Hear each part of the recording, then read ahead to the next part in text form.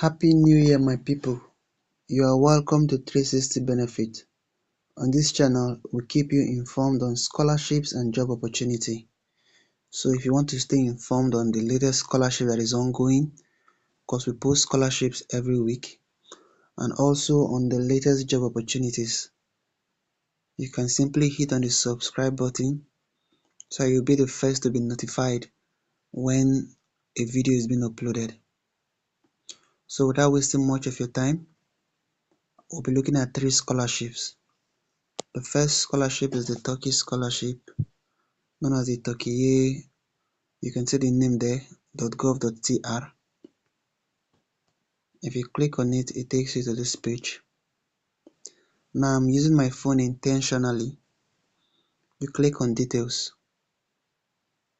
The reason why I'm using my phone is so that you would not have a reason to say this is why you didn't apply for the scholarship. The deadline for this scholarship is the 20th of February 2024. So the scholarship will be starting on the 10th. It's still some days away. So what you need to do now is you come to how to apply. If you click on how to apply, there are 5 steps you see there. This is step 1, step 2, step 3, step 4, and step 5. Step 1 means you should create an account. Step 2, you upload your required documents. Step 3, you list your dream university. Step 4, write a motivational letter, and step 5, and that's it, you're done. The document that is needed here is the document that is needed for most scholarships.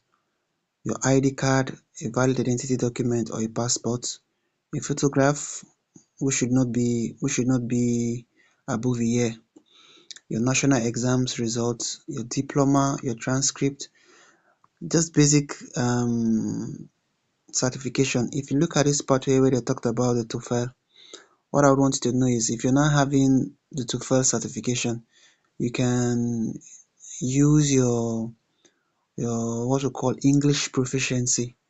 You can get it from your university, or you can get it from your university if you are from if you are being taught in English during your university days, or if you're applying for a BSc program, you can also get it from your secondary school to show to them that you were taught in English all through your secondary school days or your university days.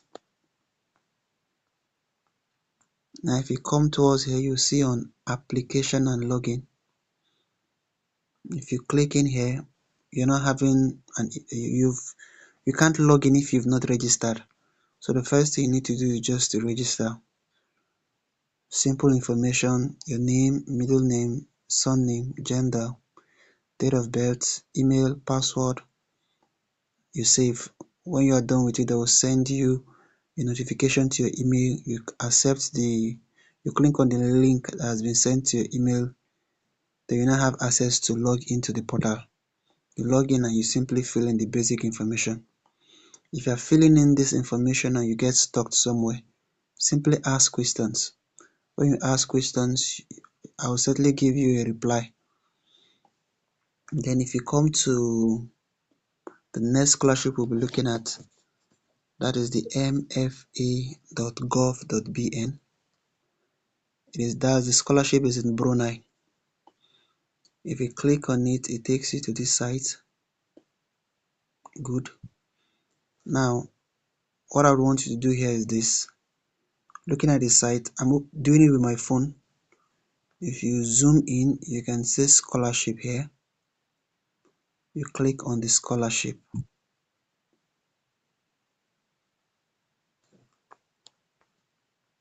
Now you click on the first one because I guess you are an international student. The government of Brunei Jerusalem's scholarship for foreign students, which I know most of you watching this video will be an international student. So if you're looking at this now, you notice there are 5 universities here. Among these 5 universities, I think you can apply to 2 of these universities.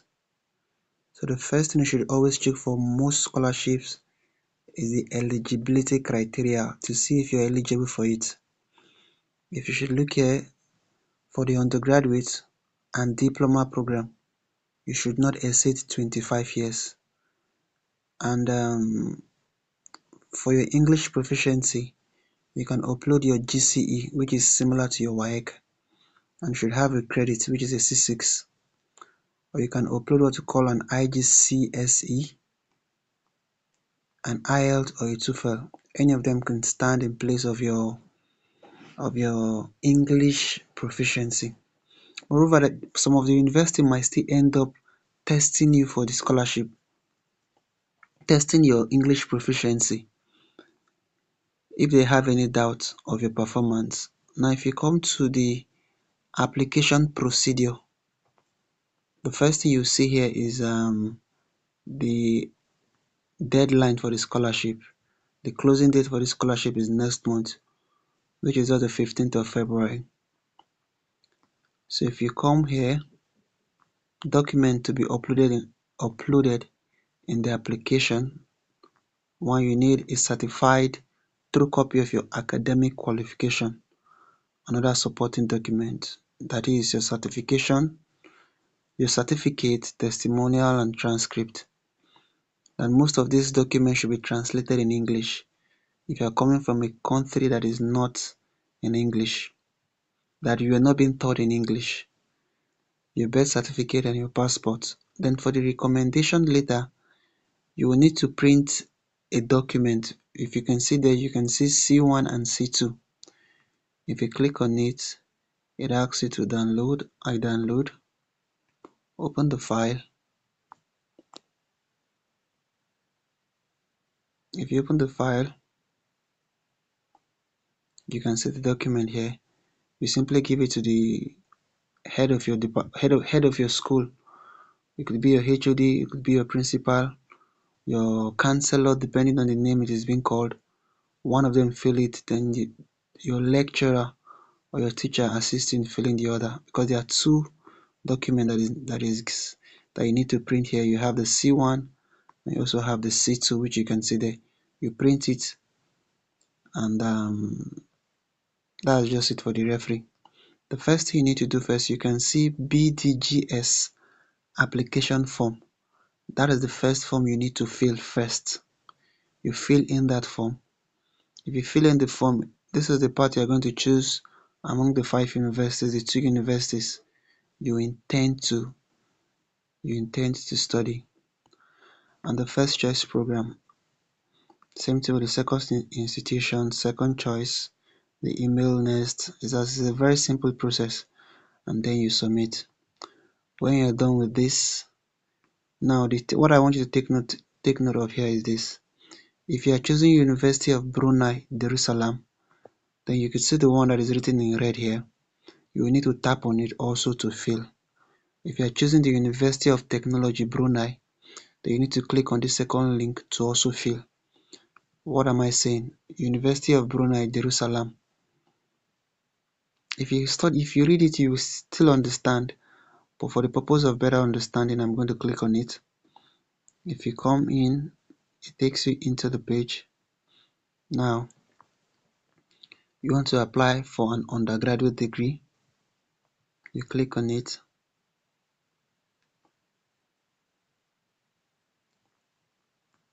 And that's just it. That's the basic information you can see there.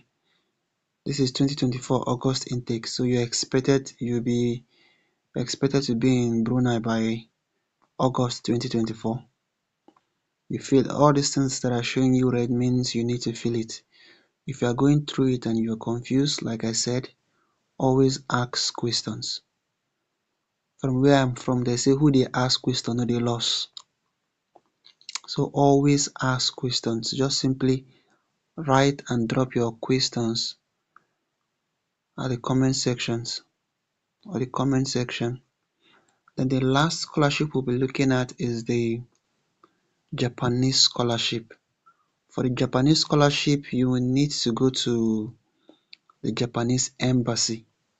If you get to the embassy, you'll be guided on what to do next. But please do not meet anyone outside the embassy to assist you in the application process. Otherwise, some of them might be fraudster and they'll start asking you for money, which is most of the time it is free. So you always make sure you get your information from inside the embassy. Inside the embassy. Now, there are three types that this scholarship covers. We have the type A, the type B, and the type C. For the type A, it covers literally everything that a scholarship is supposed to cover. For the type B, it covers everything, but it doesn't cover your stipend, meaning your tuition fee will be covered, your feeding, health insurance, but your stipend will not be covered. For the type C, it is just a partial scholarship, meaning they will pay part of your tuition fee and you pay part of your tuition fee. So I advise you to always go for the type A scholarship. But to get better information, simply go to the Japanese scholarship that is located in your country. If it's in Nigeria, I know most of the embassies are located within a particular region. So you just simply click on Google Map and it will take you to the spot. Thank you for listening. If this video was any way helpful, do hit the subscribe button.